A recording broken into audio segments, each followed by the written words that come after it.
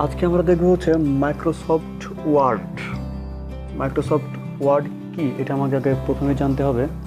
Microsoft office word হলো বিশ্বের সবচেয়ে জনপ্রিয় এবং সর্বাধিক ব্যবহৃত একটি ওয়ার্ড প্রসেসিং সফটওয়্যার। এর সাহায্যে চিঠিপত্র লেখা, প্রিন্ট করা, ছোটোখাটো ডিজাইন করা, বই তৈরি করা সহ বিভিন্ন ধরনের কাজ করা যায়। এর ব্যবহার ইন্টারফেস তথা পদ্ধতি খুবই সহজ হওয়ার কারণে সামান্য কম্পিউটার জানা ব্যক্তিও তার প্রয়োজন অনুসারে কম্পিউটারে লেখালেখি কাজ করতে পারেন।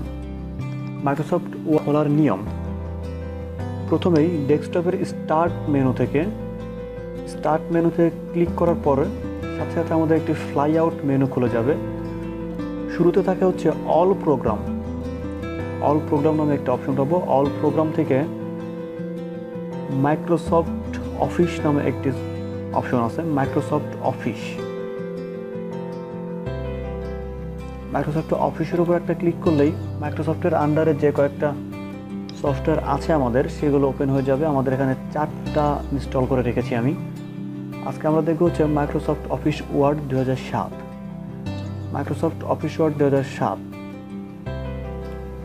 এটা ওপেন করলেই আমাদের সামনে একটি উইন্ডো ওপেন হয়ে যাবে। মাইক্রোসফট অফিস ওয়ার্ড 2007-এর পরিচিতিটা আগে দেখে নেই। মাইক্রোসফট অফিস ওয়ার্ড 2007 ওপেন করার পর আমাদের সামনে এই চিত্রের ন্যায় একটি পর্দা উপস্থিত হবে। এখানে লেখালেখির কাজ শুরু করা যায় এবং এটাকে মাইক্রোসফট অফিস ডকুমেন্ট হিসেবেও বলা হয়।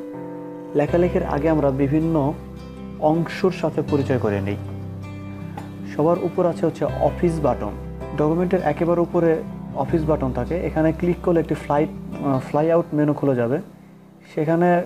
এখান থেকে আমরা নতুন একটি ডকুমেন্ট নিউ ফাইল নেয়া, সংরক্ষিত ফাইলগুলো ওপেন করার জন্য, ডকুমেন্টগুলোকে সংরক্ষণ করা, ডকুমেন্টকে প্রিন্ট করার জন্য অথবা ইমেইল আকারে কোথাও পাঠিয়ে দেওয়ার জন্য সহ বিভিন্ন ধরনের কাজ এখান থেকে করা যায়। একে বলা হচ্ছে অফিস বাটন।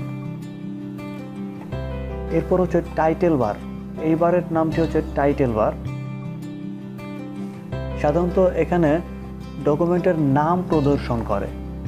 আমরা এখানে কোনো প্রকার নাম লিখিনি, তাই ডকুমেন্ট 2 হিসাবে আছে। আপনি যখন আপনার এই ডকুমেন্টটা কোনো একটা ফাইল সেভ করবেন, কোনো একটা নাম দিয়ে সেভ করবেন, সেক্ষেত্রে আপনার এখানে আপনার নামটা শো করবে। টাইটেল বারের বাম দিকে আছে কাস্টমাইজ কুইক অ্যাক্সেস টুলবার। এক্ষেত্রে আমরা এখান থেকে যে কোনো কিছু খুব সহজেই করতে পারবো। আমি এখানে শুধুমাত্র সেভ, আনডু, রিড এই 3টা অপশন রেখেছি। আপনি ইচ্ছা করলে আরও অনেক কিছু এখানে রাখতে পারবেন। এগুলো আমি আস্তে আস্তে দেখাচ্ছি। এরপর হচ্ছে tab bar. Home, insert, page layout, reference, mailing, review, view, add-ons, এইগুলোর নামটি হচ্ছে ট্যাব। এক একটা ট্যাব এবং এই বারটির নাম হচ্ছে ট্যাব বার। এই ট্যাবের অধীনে থাকা এইগুলোকে বলা হচ্ছে রেবন। প্রতিটি ট্যাবের অধীনে থাকা একটি করে রিবন, যেখান থেকে সেই ট্যাবের কাজগুলো সম্পাদন করা যায়। ডকুমেন্ট ওপেন করার সাথে সাথে ট্যাবও খুলে যায়। এখান থেকে কপি, কাট, পেস্ট, ফন্টের রং পরিবর্তন করা, আকার পরিবর্তন করা, লেখাকে বোল্ড করা, ইতালি করা, আন্ডারলাইন করা, সব কিছু এখান থেকে করা যায়। আমরা প্রত্যেকটির কাজ আস্তে আস্তে দেখব। প্রথমে হচ্ছে আমাদের লেখার কাজটা। লিখি আমরা যদি কিবোর্ডের দিকে একটু খেয়াল করি, দেখা যাবে এফ এবং জে এখানে একটু উঁচা চিহ্ন দেওয়া আছে। এফ এবং জে একটু খেয়াল করেন আপনি, এফ এবং জেতে একটু মার্কিং করা আছে যে আমাদের এখানে 2টি ফিঙ্গার পড়বে। আচ্ছা, আমরা এখন কোন ফিঙ্গারটি এখানে বসাবো সেটা আমাদের মুখস্থ রাখতে হবে। সেটা হচ্ছে আমাদের শাহাদত আঙ্গুলি। আমাদের শাহাদত আঙ্গুলিটি এখানে রাখবো আমরা।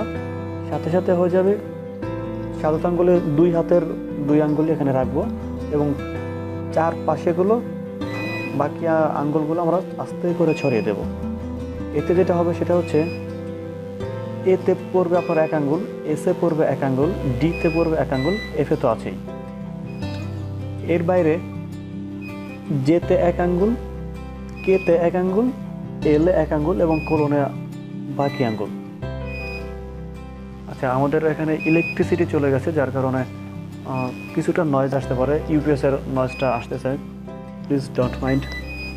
আচ্ছা, এরপর হচ্ছে আমরা লিখতে থাকবো A S D F, J K L colon. আমরা প্রত্যেকটি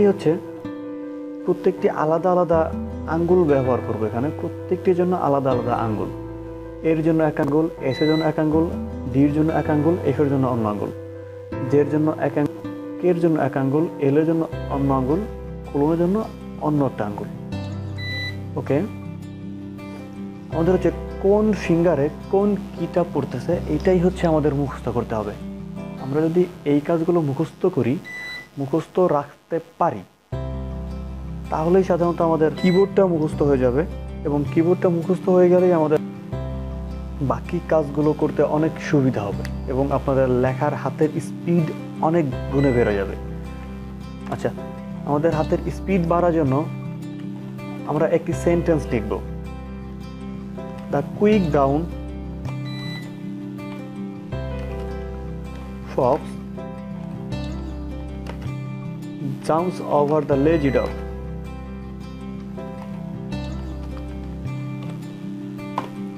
একটু খেয়াল করলে দেখা যাবে এ থেকে জেড পর্যন্ত সবগুলো এখানে আছে। এ থেকে জেড পর্যন্ত সবগুলো ক্যারেক্টার এই একটা সেন্টেন্সের মাঝে আছে। আমরা এই সেন্টেন্সটা যত বেশি লিখব ততই হচ্ছে আমাদের হাতের স্পিড একটু বাড়বে। যত লিখবো তত বাড়বে, যত লিখবো তত বাড়বে, যত লিখবো ততই বাড়বে। যেহেতু আমাদের প্রতিদিন অন্তত এই সেন্টেন্সটা 10 থেকে 15 মিনিট করে লেখাটা উচিত, যদি আমাদের হাতের স্পিডটা একটু বাড়াতে চাই। আচ্ছা, আপনারা এই কাজগুলো করে নেবেন। আমি হচ্ছে আজকে শুধুমাত্র হোম ট্যাবের কিছু কাজ দেখাবো, আচ্ছা, সরি।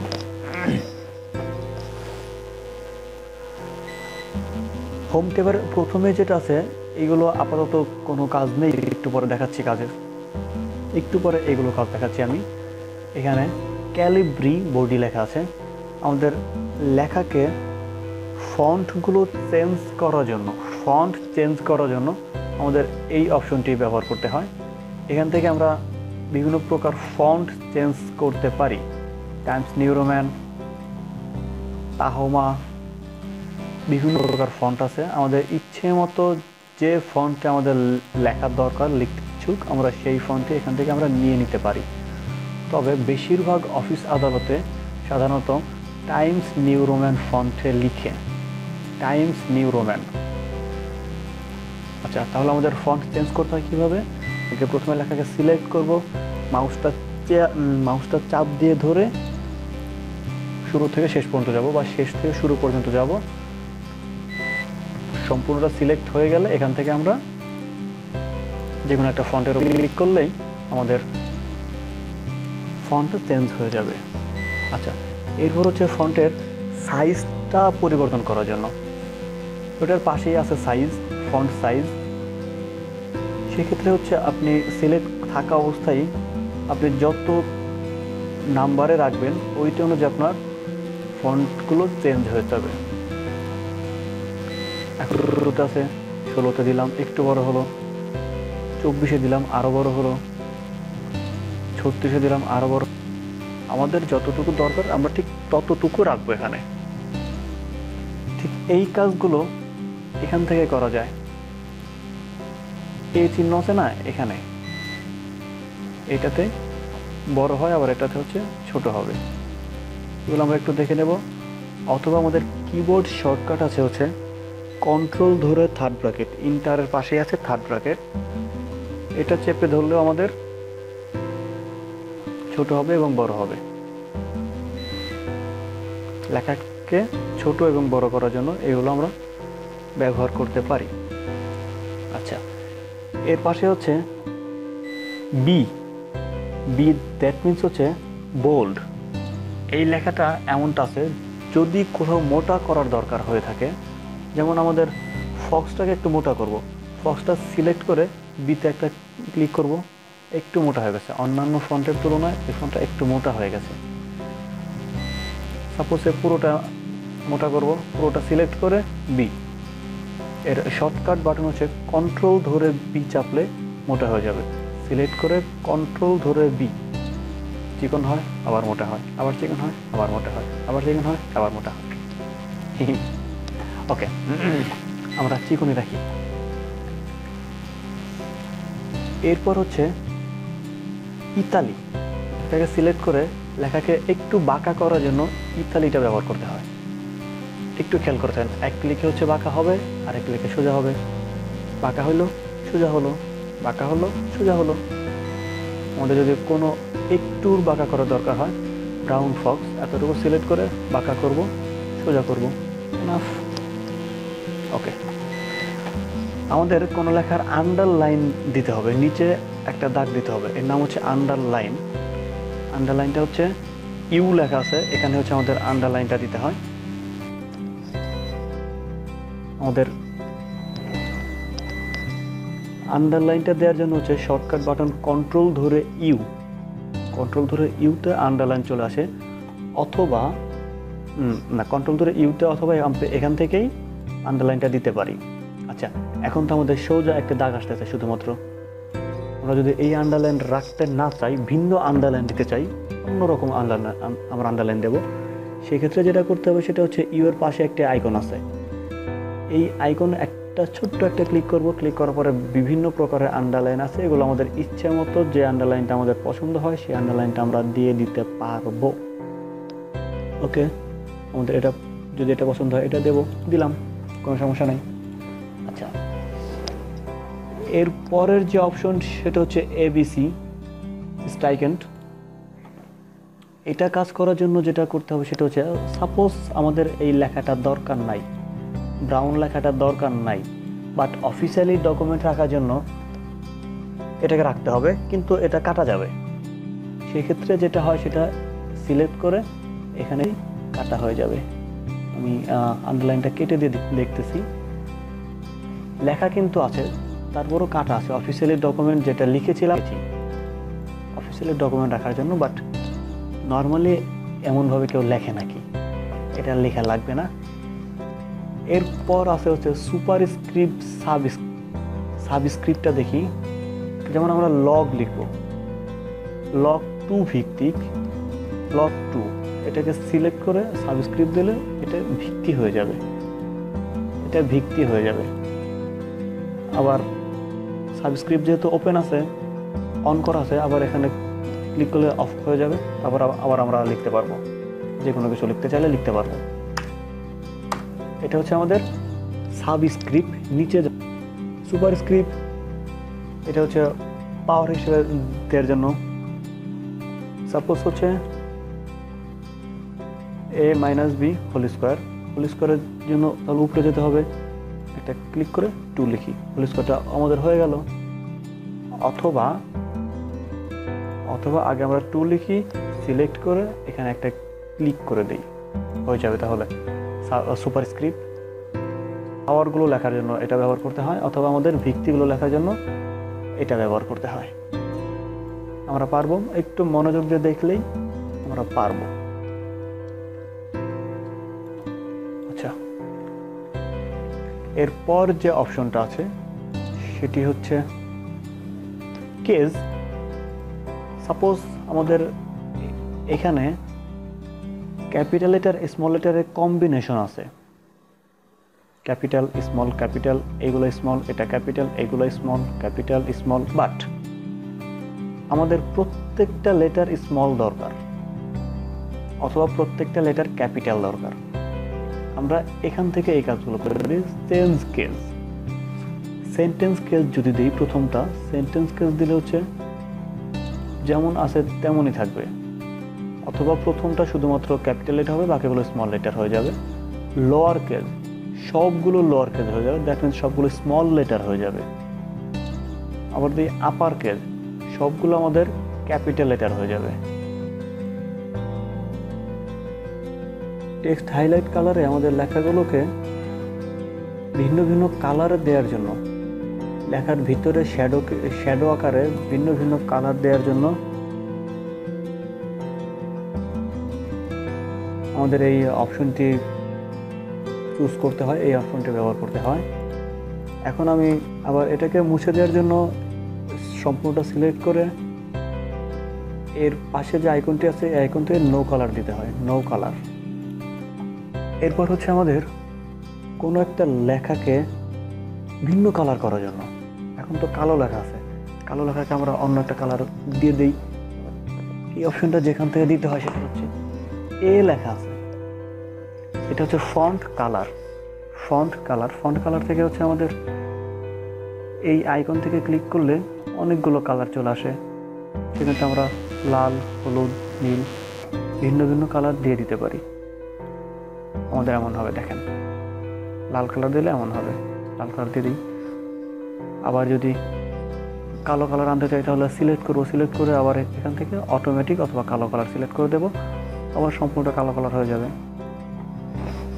এখন এই লেখাগুলোকে আমাদের ডান পাশ থেকে শুরু হচ্ছে, আমাদের লেখাকে ডান পাশ থেকে শুরু হচ্ছে, বাম পাশ থেকে শুরু হচ্ছে, আমাদের হচ্ছে লেফট অ্যালাইনমেন্ট আছে, এগুলো হচ্ছে অ্যালাইনমেন্ট। আমরা যদি সম্পূর্ণ লেখাকে মাঝে রাখতে চাই, মাঝখানে রাখতে চাইলে সিলেক্ট করে সেন্টার অ্যালাইনমেন্ট দেব, সম্পূর্ণ লেখাকে মাঝে চলে গেছে। রাইট অ্যালাইনমেন্ট দিলে সব লেখাকে বাম পাশে চলে আসছে। আমরা একটু বোঝার সুবিধা হচ্ছে লেখাগুলোকে ছোট করে দিই, বাম পাশে চলে আসছে। আমাদের এখন লেখাগুলো বাম পাশ থেকেই লেখা শুরু হবে। সচরাচর থাকে হচ্ছে আমাদের ডান পাশ থেকে শুরু হয়েছে, সচরাচর থাকে হচ্ছে আমাদের বাম পাশ থেকে শুরু হয় লেফট অ্যালাইনমেন্টে। Left alignment, centre, right alignment. এরপর হচ্ছে আমাদের জাস্টিফাই কাজটি হচ্ছে কিছু কিছু লাইন আছে দেখা যাবে এখানে শেষ হয়, কিছু লাইন আছে এখানে শেষ হয়, কিছু লাইন আছে এখানে শেষ হয়, কিছু লাইন আছে এখানে শেষ হয়, কিছু লাইন আছে এখানে শেষ হয়। সবগুলো লেখাকে সমান রাখার জন্য, সবগুলো লেখাকে সমান আকারে রাখার জন্য হচ্ছে আমাদের এই জাস্টিফাইটা ব্যবহার করতে হয়। আচ্ছা, আমরা যখন পরবর্তীতে আরও ভিন্ন কিছু লিখব, আরও বেশি কিছু লিখব, সেটা দিয়ে আমরা জাস্টিফাইটা চেক করে নেব। ওকে,